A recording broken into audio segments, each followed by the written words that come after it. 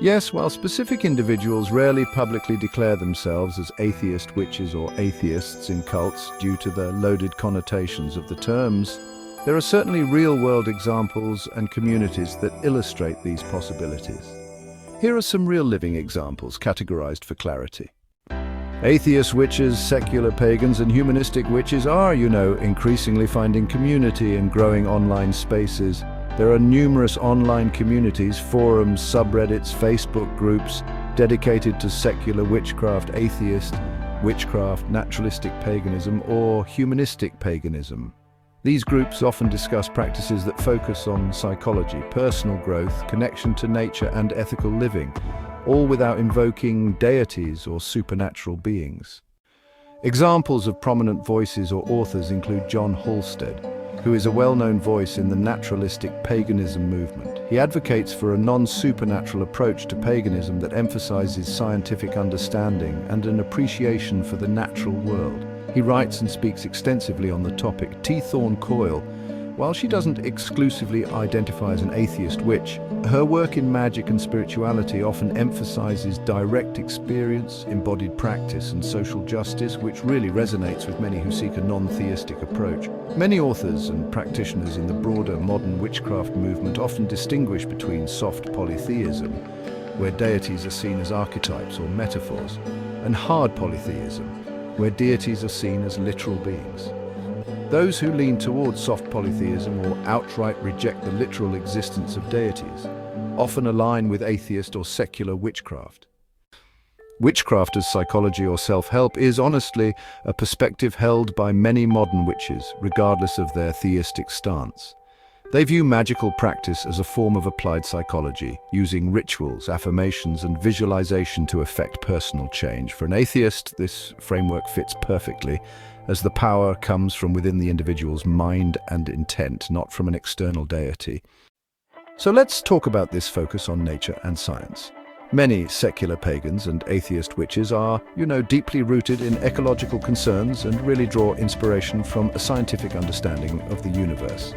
They might celebrate solstices and equinoxes as natural astronomical events, not as festivals dedicated to gods.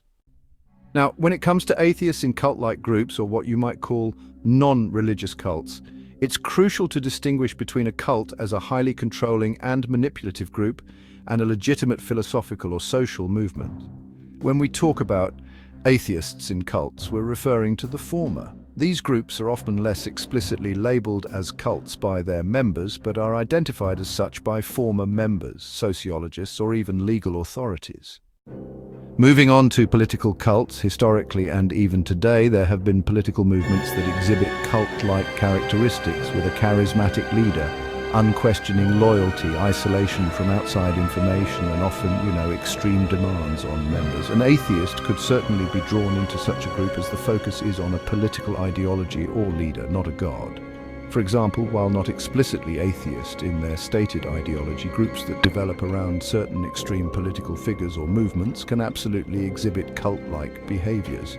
Members might abandon jobs, families, and, critical thinking for the leader's cause. Some self-help seminars or so-called personal development organizations have actually been accused of operating like cults. They might promise, profound transformation, but in return, they often demand a huge financial investment, unquestioning adherence to their methods, and isolation from any critical viewpoints. For example, certain multi-level marketing schemes can develop, cult-like devotion among their top recruiters, featuring a highly charismatic leader and a powerful US versus them mentality, regardless of whether a deity is involved. Landmark Worldwide, which was formerly known as EST, has faced accusations of being cult-like due to its intensive confrontational seminars and the pressure it puts on people for recruitment, though it is not actually religious. Some communities, founded on secular or philosophical ideals and aiming for what they see as a better way of living, have unfortunately devolved into cults because of the absolute authority of a founder or leadership, strict rules, and isolation.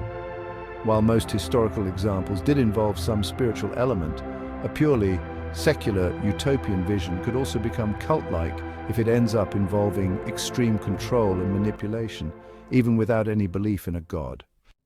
The key takeaway from these examples is that atheism is really just about the lack of belief in gods, not the lack of belief in anything else. People are, well, complicated, and their beliefs and social affiliations can be quite diverse, and sometimes even seem a bit contradictory from an outside perspective.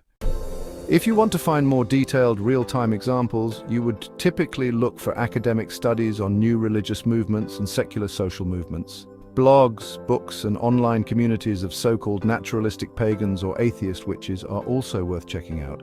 There are, of course, journalistic investigations and ex-member accounts of groups accused of cult-like behavior that don't have any sort of deistic foundation. The existence of these groups and individuals really shows that rejecting the concept of a god does not automatically mean rejecting all forms of ritual, community, personal transformation practices, or even susceptibility to charismatic leadership in non-religious contexts. You're asking for real living examples, which means pointing to specific people or groups that, really exemplify these concepts. It's important to approach this with a good deal of sensitivity and nuance, since the terms witchcraft and cultism can carry some pretty strong connotations.